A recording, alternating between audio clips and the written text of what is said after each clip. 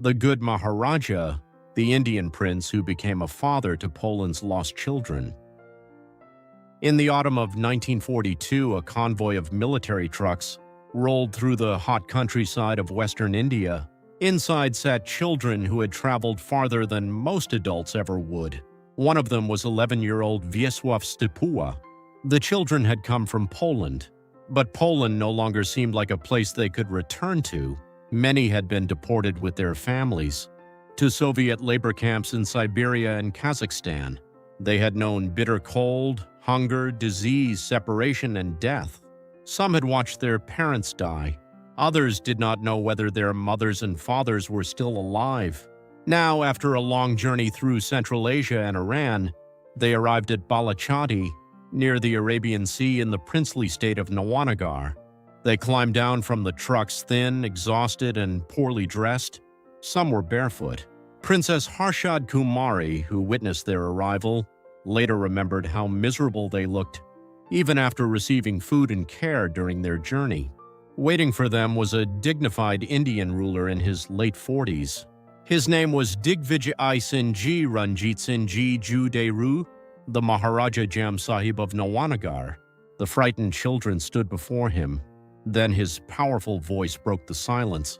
According to survivor accounts preserved in later histories, the Maharaja told them, "Do not consider yourselves orphans. You are now Nawanagaris, and I am Bapu, the father of all the people of Nawanagar, so also yours." For children who had lost almost everything, it was an extraordinary promise, and the Maharaja intended to keep it. Children nobody knew what to do with. The road that brought the Polish children to India began with the destruction of their country. Germany invaded Poland from the west on September 1, 1939. 16 days later, the Soviet Union invaded from the east.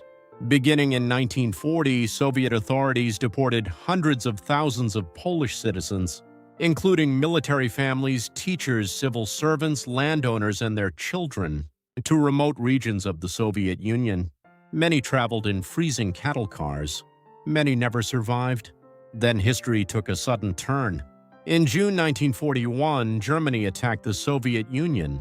Stalin's government, now fighting Germany, reached an agreement with the Polish government in exile. Polish prisoners and deportees were released, and tens of thousands eventually escaped the Soviet Union, alongside the Polish forces commanded by General Władysław Anders. Many reached Iran desperately weak from hunger, illness, and years of hardship. But escaping the Soviet Union created another problem.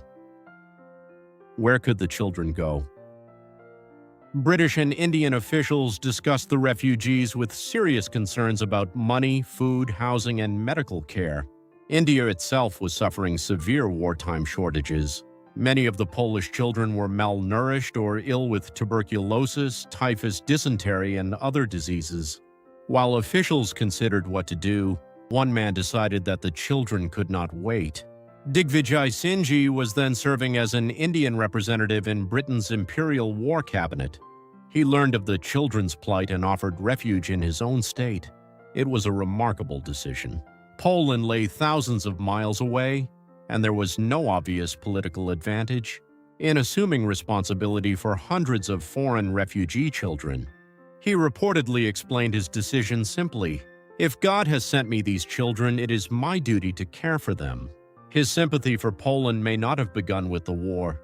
Polish historical accounts note that as a young man in Europe, Digvijaysinhji had met Ignacy Jan Paderewski, the celebrated pianist, patriot, and statesman who became Prime Minister of independent Poland.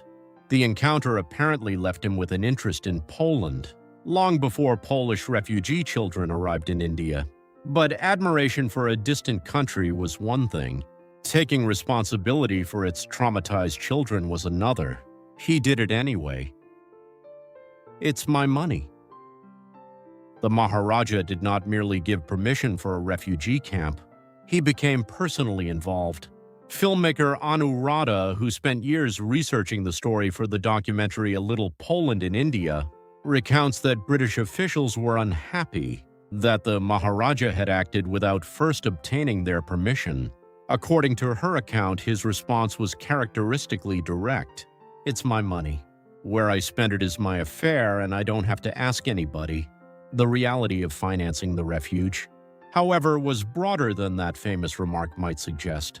Digvijaysinhji committed his own resources and used his influence to bring others into the effort. Other Indian princes, private donors, businesses, relief organizations, and the Indian Red Cross also contributed to supporting Polish refugees. Near his summer palace at Balachadi, overlooking the Arabian Sea, a settlement was created for the children. It included dormitories, kitchens, a school, library, and Catholic church. When there was no suitable school building, the Maharaja made his own guest house available for classes. Trees and gardens helped transform the settlement into something more than a collection of barracks. This detail matters. The goal was not simply to keep children alive. It was to give them something resembling a childhood again. A little Poland beside the Arabian Sea. The Maharaja understood something remarkably important about refugee children. Saving their bodies was not enough. Their identity also had to survive. The children were not expected to become Indian. They remained Polish. Polish teachers taught them. They studied Polish history and literature. Catholic priests cared for their religious life. The Polish flag flew over the settlement, and the children sang their national anthem, even though their homeland was occupied. When textbooks were scarce, older students copied them by hand so that younger children could study from them. There was another, much more ordinary problem. Indian food was too spicy for many Polish stomachs, so the Maharaja arranged for local cooks to learn how to prepare milder food for their young guests. Slowly, Balachadi changed. Children who had once struggled simply to survive began attending school, joining scouts, performing plays, celebrating holidays, and playing soccer, basketball, volleyball, and field hockey. At first, they did not even have a proper soccer ball. Former resident Roman Gutowski remembered that the boys made one themselves from socks collected from the barracks. Eventually, they became good enough to play against local Indian and British military teams. The Maharaja came to watch. Wisław Stepua remembered him sitting in a deep armchair and cheering the Polish boys. During one final, the children's team won 2-1, and Bapu applauded them, not his own side. That small episode may reveal more about his character than any official honor, and perhaps the most remarkable evidence of Balachadi's success was not found in ceremonies or speeches at all. The children began behaving like children again. Survivor accounts describe youngsters slipping away to swim at night, jumping from cliffs, and running barefoot through a landscape where cobras and scorpions were very real dangers. For adults responsible for them, such adventures must have been maddening, but there was something beautiful about them too. Children who had once been concerned with staying alive had recovered enough to become mischievous. The Maharaja who played Santa Claus. Digvijaysinhji attended the children's school plays, sporting events, religious ceremonies, nativity performances, and Easter services. At Christmas, according to a new Rada's research, the ruler of Nawanagar did something almost unbelievable. He dressed as Santa Claus. Then he arrived carrying presents he had obtained for the children. Another charming story comes through the recollections of Wisław Stepua. After successful theatrical performances, the Maharaja sometimes rewarded the children with 1,001 rupees. Why the extra rupee? According to Stepula's account, it was an advance payment for their next successful performance. It sounds like a tiny detail, but for children whose world had been destroyed, perhaps the most precious word in that story was next. Another performance, another soccer match, another Christmas, another tomorrow. The exact number of children who lived at Balachadi varies, according to the source and the period being counted. Some records refer to roughly 600 or 650 residents during particular stages of the camp, while other accounts estimate that close to 1,000 children passed through Balachadi over the war years. What is beyond dispute is that hundreds of Polish children found safety there. And for several years, on the western coast of India. A small piece of Poland lived beside the Arabian Sea. His most extraordinary act came after the war. When World War II ended, one might imagine that the story had reached its happy conclusion. It had not. Poland had fallen under a Soviet-backed communist government, the political power connected to the same Soviet system that had deported many of these families in the first place. Officials argued that Polish orphans should be returned to their country of birth. Some children were terrified. According to historian Honorata Balachadi's account, some boys even threatened to jump overboard, rather than be forced onto a ship returning them to communist-controlled Poland. Then Bapu protected them once more. In an extraordinary legal action, Digvijaysinhji, Father Franciszek Pluta, and British liaison officer Lieutenant Colonel Geoffrey Clark collectively became guardians of the orphaned children through a proceeding recognized by a Nawanagar court. This helped prevent their automatic forced repatriation, while the International Red Cross searched for surviving relatives, and arrangements could be made for their futures. Eventually, the children scattered across the world. Some returned to Poland. Others settled in Britain, Australia, Canada, the United States, and elsewhere. Missionary organizations helped Father Pluta relocate 81 children to the United States. The last convoy left Balachadi in 1946. The little Poland beside the Arabian Sea disappeared, but it never disappeared from the children's memories. The children remembered their father. Digvijaysinhji was much more than the man who sheltered Polish children. Born in 1895, he was educated in India and Britain, and pursued a military career before succeeding his famous uncle, the cricketer Ranjitsinhji, as Maharaja Jam Sahib in 1933. He served as President of India's Chamber of Princes from 1937 to 1943, headed the Board of Control for Cricket in India for a period, and during World War II served on the Imperial War Cabinet, National Defence Council, and Pacific War Council. After India's independence, he supported the political integration of Nawanagar into the new Indian Union. Yet none of those titles explains why his name could still bring emotion to elderly Polish survivors many decades later. Digvijaysinhji died in 1966 at the age of 70. For years afterward, the Balachadi story remains surprisingly little known outside Poland, India, and the families whose lives it had changed. Then filmmakers and historians began recovering it. When Anuradha interviewed former Balachadi children for her documentary, the survivors were already elderly men and women. But she noticed something extraordinary. When they heard the word Gujarat, she said, they became much younger. They remembered the sea. They remembered school. They remembered games and performances. And they remembered Bapu. A promise finally repaid. Poland eventually began honoring the Indian prince, who had opened his home to its children. In 2011, the Polish government posthumously awarded Digvijaysinhji the Commander's Cross of the Order of Merit of the Republic of Poland. Warsaw also honors him in a particularly fitting way. According to a frequently repeated account, Polish wartime leader General Władysław Sikorski once asked the Maharaja how Poland might repay him for his generosity. The Maharaja was said to have asked for something surprisingly modest. When Poland was free again, perhaps a street could be named after him.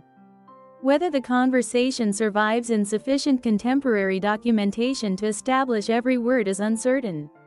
So it is best remembered as a historical tradition rather than a verbatim transcript. But the spirit of that request eventually became reality.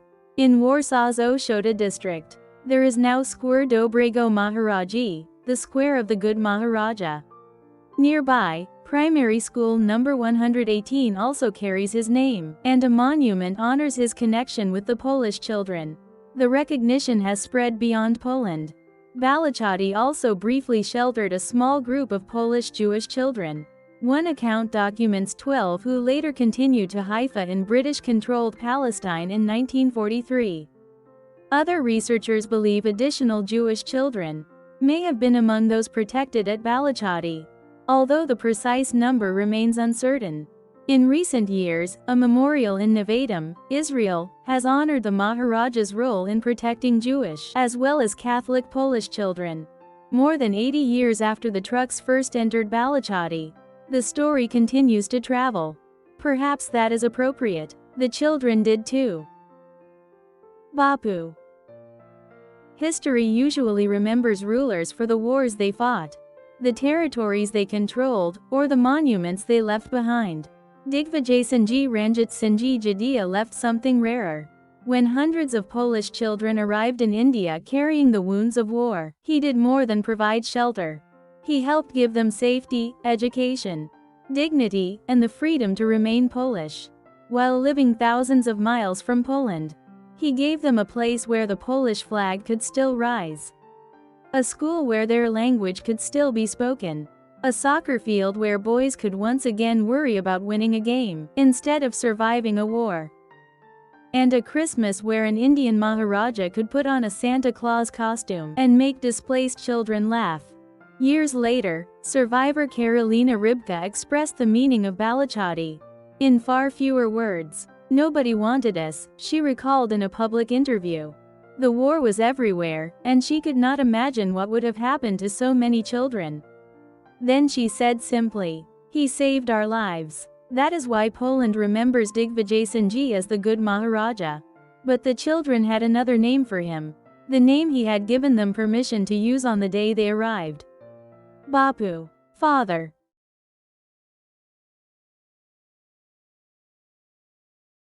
It's time to study new words in context. 1. Maharaja. Definition: a title for an Indian king or powerful prince, especially in the past. Example: the Maharaja welcomed the Polish children and gave them a safe place to live. 2. Lost. Definition: without a home, family, or safe place to go. Example: the war left many children lost and far away from their families. 3. Convoy. Definition: a group of vehicles traveling together, usually for safety or for a special purpose. Example: a convoy of trucks carried the children to their new home. 4. Plight. Definition: a difficult, sad, or dangerous situation. Example: when the Maharaja learned about the plight of the Polish children, he decided to help them. 5. Traumatized. Definition: deeply hurt or frightened by a terrible experience. Example: many of the traumatized children had suffered from war, hunger, and the loss of their families. 6. Maddening. Definition: very annoying or difficult to deal with. Example: the children's dangerous adventures must have been maddening for the adults who cared for them. 7. Repatriation. Definition: the act of sending or bringing people back to their own country. Example: some of the children were afraid of being forced to return to Poland, so the question of repatriation became very serious. 8. Posthumously. Definition: after a person has died. Example: the Maharaja was posthumously given an important honor by Poland. 9. Verbatim. Definition: using exactly the same words as the original speaker or writer. Example: the conversation was remembered many years later, so we cannot be sure that it was recorded verbatim. Comprehension questions. 1. Who was Digvijaysinhji Ranjitsinhji Jadeja? Answer: he was the Maharaja Jam Sahib, or ruler, of the Indian princely state of Nawanagar. During World War II, he became famous for helping hundreds of Polish refugee children. 2. Why were so many Polish children homeless during World War II? Answer: after Germany and the Soviet Union invaded Poland in 1939, many Polish families were forced from their homes. The Soviets sent hundreds of thousands of Polish citizens to distant parts of the Soviet Union, where many suffered from hunger, disease, and harsh living conditions. 3. How did the Polish children eventually reach India? Answer: after Polish prisoners and deportees were released from the Soviet Union, many traveled through Central Asia and Iran. Some of the children were then taken to India. where the Maharaja offered them refuge. 4. What did the Maharaja tell the children when they arrived? Answer. He told them not to think of themselves as orphans. He said they were now Nawanagaris and could call him Bapu, meaning father. 5. Why was the Maharaja's decision to help the children remarkable? Answer. He had no responsibility to take care of them, and Poland was thousands of miles away. Still, when he learned about their suffering, he decided that they needed help and offered them a home. 6. What was Balachadi? Answer. Balachadi was the settlement near the Maharaja's summer palace, where the Polish children lived. It had dormitories, kitchens, a school, a library, and a Catholic church. 7. How did the Maharaja help the children keep their Polish identity? Answer. The children were allowed to speak and study Polish, learn Polish history and literature, practice their religion, raise the Polish flag, and sing their national anthem. 8. Why did the Maharaja arrange for the local cooks to change the food they prepared? Answer. Many Polish children were not used to spicy Indian food. The Maharaja therefore arranged for the cooks to prepare milder meals that the children could enjoy more easily. 9. What does the story about the homemade soccer ball show about life at Balachadi? Answer. It shows that the children did not have everything they needed, but they were creative. They made a soccer ball from socks and began enjoying games and sports again. 10. Why was it meaningful that the children began swimming, playing sports, and sometimes getting into trouble? Answer. These activities showed that the children were beginning to feel safe again. Instead of thinking only about hunger, war, and survival, they could behave like ordinary children. 11. What did the Maharaja sometimes do for the children at Christmas? Answer. According to accounts about Balachadi, he dressed as Santa Claus and brought presents to the children.